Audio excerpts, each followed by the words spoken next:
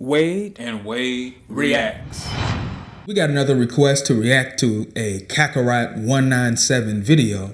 This video is titled 5 Mobile Suits You Don't Want to Pilot. Let's check it out. In my last list video, I talked about 5 Gundams that you wouldn't want to pilot as the average person because of one or more dangerous aspects. So now it's time for the non-Gundam version.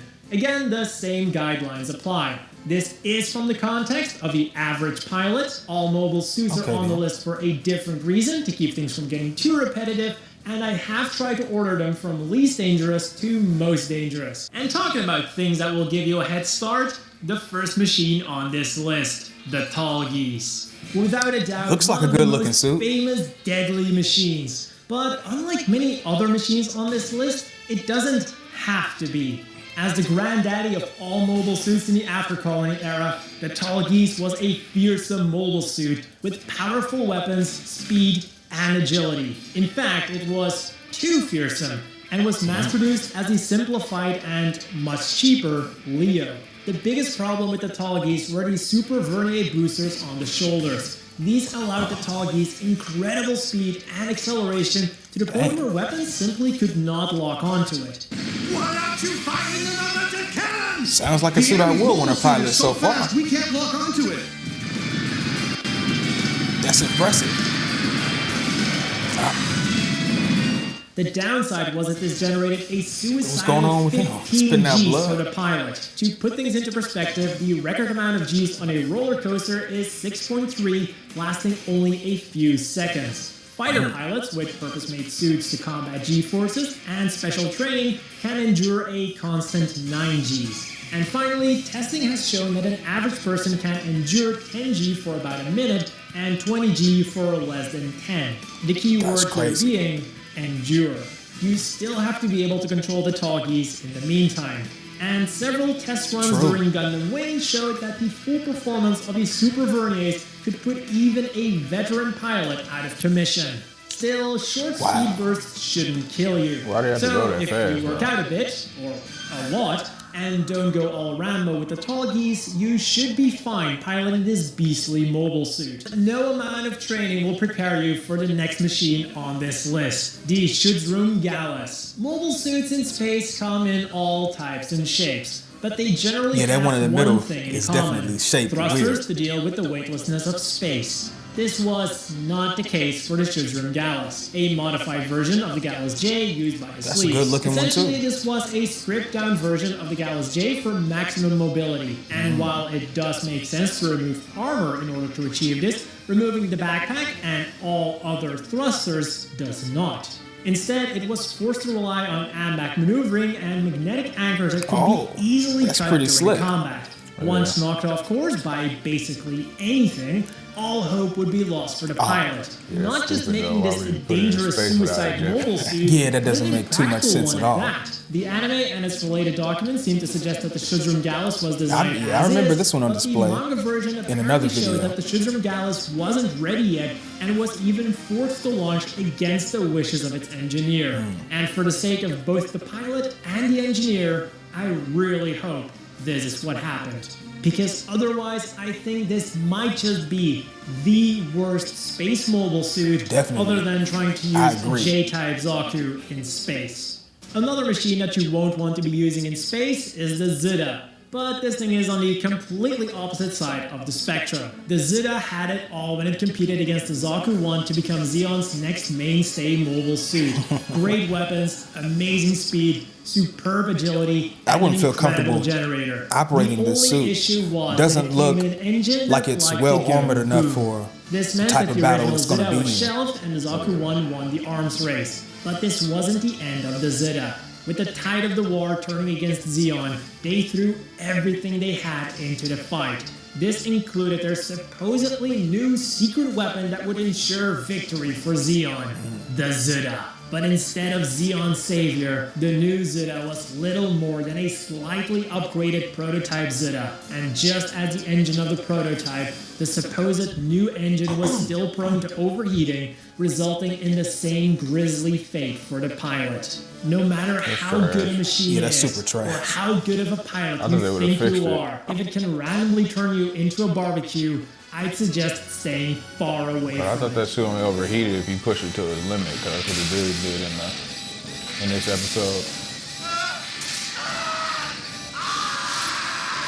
I mean, he should have heeded the warning. I bet it had a warning notification that you were reaching the limit, that the suit was overheating or whatever happens to it. It is rumored that there is another upgraded Zudah that managed to completely fix the engine issues by using parts from the GM, which would got peer pressure mean that the Cuvée finally did something good the for enemy Zeon. was making And while with the Zudah you're better off piloting the modified version, this was most definitely not the case with the Zaku 2 high mobility type. When you're just looking at the outside, the MS-06R Zaku 2 high mobility type Reuse P Device looks like an amazing mobile suit with a quite amazing name too. Yeah, it seems to be based on the extremely high-performing Zaku 2 high mobility type R2, but with an even higher emphasis on mobility with thrusters all over the machine. Its weaponry was also nothing short of amazing, with its standard loadout consisting of 3 regular bazookas, a giant bazooka, 2 Zaku machine guns, 3 Sturmfausts, and just in case, a heat It does pump. look good. The problems begin showing up when you look deeper. First of all, the standard high mobility type R2 was an incredibly difficult machine to use, which is why the initial mass production plans fell through. This alone might have put it on the list, but probably on the lowest spot. What really sets this thing aside is the Reuse P Device. This was a highly experimental operating system that allowed the pilot's mind to interface with the mobile suit, allowing not just for greater control, but also a significantly shorter learning curve. But at what cost? In order for the system to work at full power, it required the pilot to be a quadruple amputee. While most of the machines on this list had drawbacks that could be overcome, or at least you could convince yourself there's that you no could coming overcome back it, from that. anyone wanting to be the pilot of this thing would have to face the reality of the situation head on. Yeah, and that's the worst one. He's right for putting that at the bottom. Everything on this list has been a physical issue, but it wouldn't be Gundam without some Just give mental him a issues. And for that, we have the Pale Rider. The Pale Rider was already an excellent high-performance machine by itself, but it came equipped with the Hades system, the successor of the infamous exam system, and it was arguably even worse. First of all, the systems did share many similarities. Just as with the exam-equipped units, the Hades system could give the Pale Rider a short definitely boost of performance an attractive by increasing suit. the pilot's reaction speed to that of a new type. Has a nice look just to it. like the exam system, the Hades system had the bad habit of activating by itself and driving the Pale Rider berserk. And the bad news doesn't end there.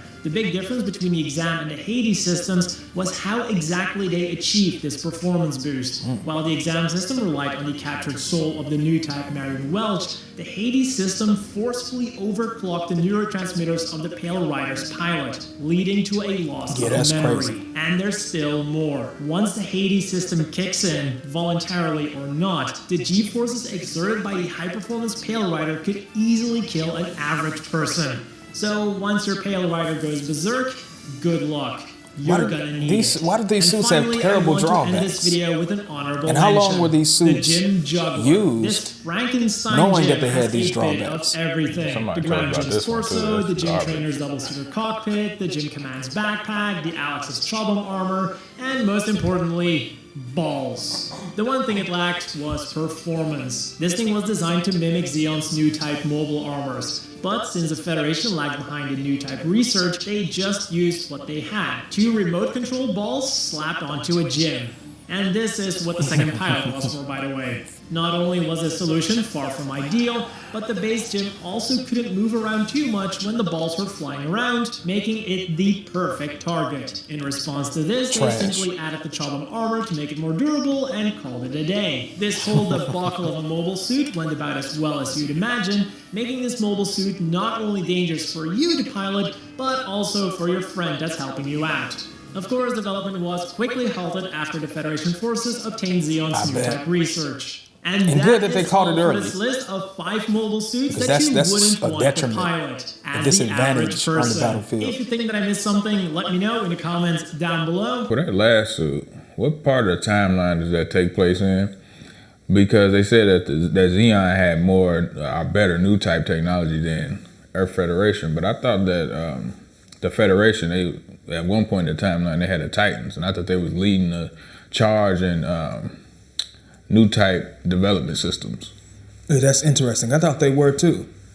All of these suits were terrible, but there were 2 of those suits that I would never use, and that's the suit that causes the operator, the Zaku, the high mobility Zaku, that causes the pilot or the operator to become an amputee. Not just your arm or your leg, but both your arms and both your legs are sacrificed if you decide to use that suit.